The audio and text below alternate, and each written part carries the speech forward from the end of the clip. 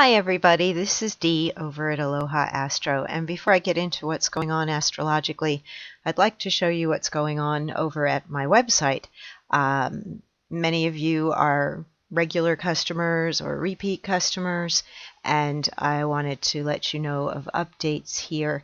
I have changed the ability to access the schedule and make it a little more user-friendly. Hopefully this displays well on cell phones. I have not checked that yet. Maybe I should, because we are in a Mercury retrograde. But so far things seem to be working out well. Please, please, please, if you want to know if I am available same day, please come here, set your time zone, click on that, and then take a look at the day. For instance, today is the 21st, and I do have availability this evening. From this point forward, if I have availability on the same day, you will see it on the schedule. If I do not, you will not see it on the schedule. That will save you being busy with emails being sent off to me and me having to respond to emails. This way we can just use this interface and we don't have to bounce back and forth with emails. I don't have to tell you my schedule, and everybody's happy. So please, please, please use this. I appreciate you so much for using the systems that I have in place here, because it makes my life a lot easier, and then I can spend more time doing things like recording an astrological horoscope, update, taking a look at what's going on, things of that nature. So let's take a look at what's going on. Head over here to astro.com, where it's easier to see the planetary symbols. And the last 2 days, I don't know if anybody else has been feeling particularly agitated, or for me it's kind of a restlessness or fragmentation, this feeling that things are just awkward and tense. And I think it has a lot to do with the planet Mercury being retrograde. In the last 2 days, it moved from Taurus back into Aries. It had just been at the early degrees of Taurus, and it slid back into Aries. And then we had the Sun, which was just at the final degrees of Aries, move into the beginning sign of Taurus. So these two planets did a little swap energetically, and it reminded me of Archie and Edith Bunker from All in the Family getting stuck in the doorway. I went over to YouTube to try and find a clip of them doing that, because I seem to recall it happened frequently when I was a kid watching those shows, and they would often get stuck in their kitchen doorway together. That feeling of frustration, like two bodies wanting to be in the same place at the same time. That's what we had with these two heavenly bodies wanting to be in the same place at the same time, and they're going in opposing directions. So I think that a lot of people were looking at what they were doing or what they were thinking, and if they were frustrated or irritated during this last 2 days, trying to find a solution, trying to find a different way to do things. That is one advantage to a Mercury retrograde time period, that we rework things, we redo things, we rethink, we replan, we go back over to try and solve the situation, which is what I did with my website, because the situation was that I pay for a scheduling service, and it seems as though less and less use of the scheduling service has been going on. It's not serving me, and it's not serving clients if it's not being utilized properly. So I made changes, and the changes are now so that there are settings in place that people can access me more when I am available. So they don't have to wait as long, and they'll have the answer instantaneously as to whether I'm available or not. So that was how I dealt with my current frustration. That had to do, of course, where Mercury is in my chart right now, and Mercury is transiting through my 11th house and affecting my natal moon. You, of course, would have Mercury moving through your own house in your natal chart, whatever area of life that would be. You would know where you're having your own particular issues or problems that need some solution, and if you are able to look at your own chart and see where you have the symbol for Taurus, the symbol for Aries, to see where those planets are moving, you can do that over at astro.com very easily by entering your birth data and then checking on your daily horoscope. Free horoscopes, personal daily horoscope, and it will show you a copy of your chart with the current transits. It will also highlight the current transits to your chart and the aspects being made to your natal planets if you want a closer look at what's going on right now. Coming over to Planet Watcher, where I like to go because I like to see when things are happening. This tells me when certain things are taking place, like Venus went direct almost a week ago. So here we have today, April 21st, and you can see we've got Sun, Mercury, Uranus all near each other. Things are beginning to ease a little bit with Uranus now because the Sun is moving on and they're not as close as they were last week. Now they're a little bit looser, and Mercury will be retrograding closer. So we still have some of that Uranian unsettled energy going on. It is making a trine to Saturn, which helps us to do constructive things. If we think a bit outside the box and look for new solutions, we can come up with them. So don't despair, don't give up hope. Look for ways through things, around things, under or over things, find other means or methods. Use that trine to establish some new patterns or better methods to be able to deal with whatever's challenging or difficult. Persist, don't give up. Basically, there's an easy way to deal with things with that trine. The moon today is in the last degrees of Aquarius, conjunct my midheaven right now, and by the time we get to this evening, it's going to slide into Pisces. So our weekend is totally Pisces. All weekend long, we're going to have the moon passing over Neptune, then Chiron and Venus. This is highly romantic, folks, so if you're looking for love, get out there, be seen. If you are choosing or preferring to be single, enjoy your own version of escapism or doing whatever it is that you love to do. Spend some time in dreaming, sleeping, resting. Spend time by water this weekend, if at all possible, while we have so much energy going on in this water sign. And go back over your memories as well.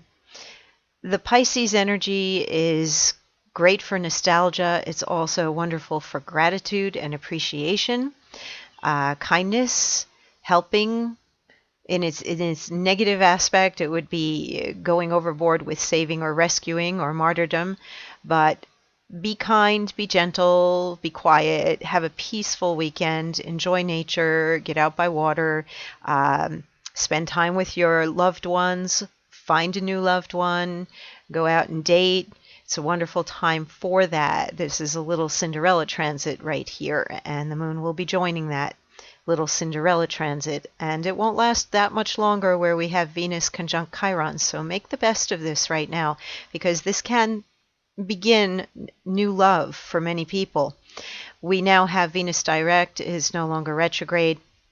We are still under that Mercury retrograde, so I would say don't go to bed with somebody for the first time while you have that retrograde going on, because it may affect the ability for the two of you to communicate future in the relationship.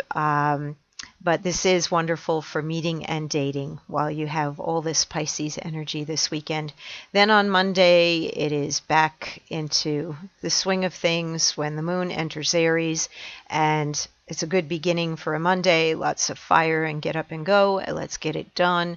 And by this day, I think everybody's going to really feel that new moon coming as we come out of that fantasy, lack of reality energy of the weekend, and we get back to reality on Monday, and we're approaching that new moon on the 26th.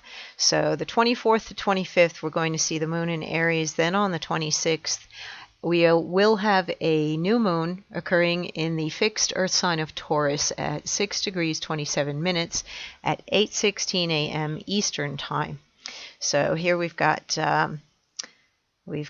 our day for April 26th, and we can see that we have Moon-Sun conjunction, that new moon in Taurus. Many of the aspects in place are the same. We don't have lunar aspects significantly today. We still have this nice trine with Mercury, Uranus, and Saturn. And we do have a square in place between that Venus Chiron and Saturn in Sagittarius. Folks, if you are falling in love right now, it may take a little work to actually settle down. I would not expect that anything that you go into right now will be lasting or stable without some work, without some coming out of that fog, coming out of the illusion or the imagination, or maybe you have big dreams or big plans.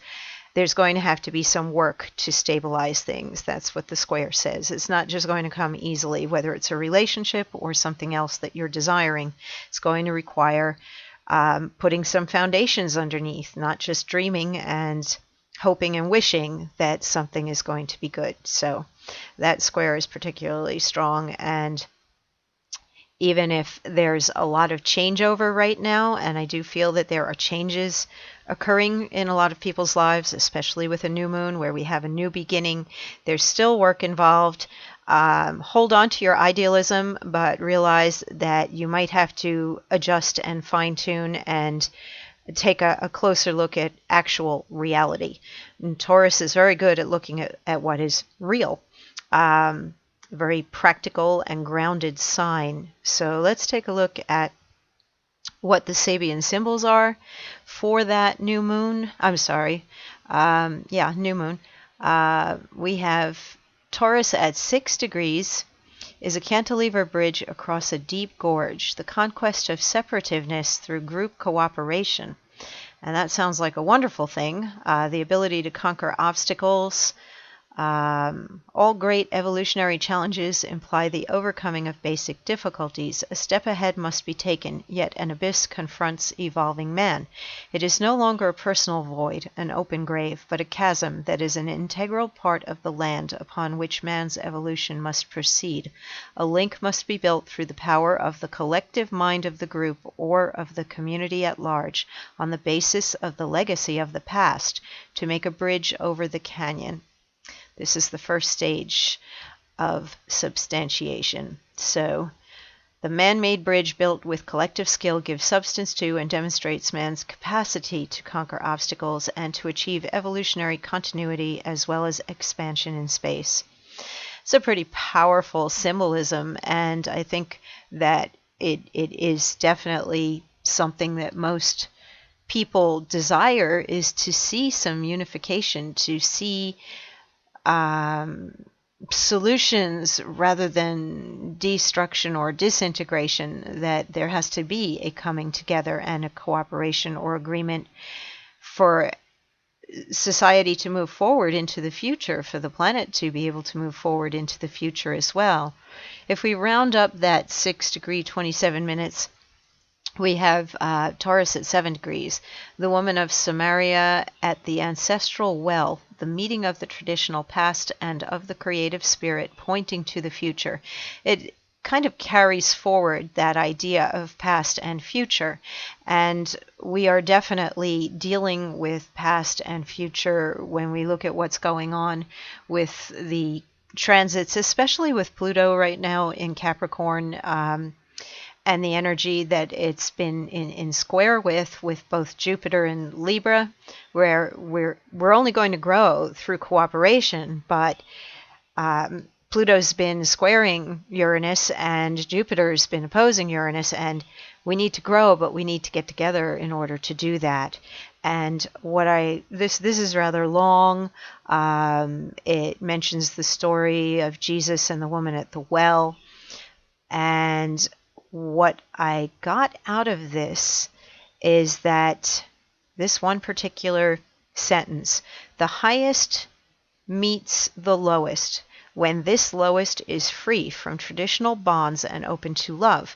The creative future descends first to that which has become chaos. An old order is never open to a new revelation until it has accepted disorder in the name of that power which subsumes all forms of order, i.e. love. So that's the way out of chaos, is love. This is a very, very powerful symbolism as well.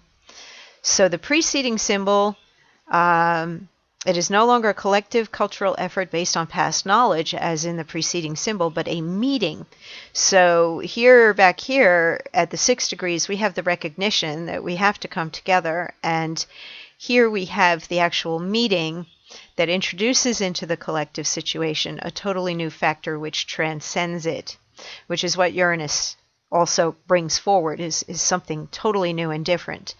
So astrologically, with the current transits, this just fits in beautifully with the Sabian symbols for this new moon.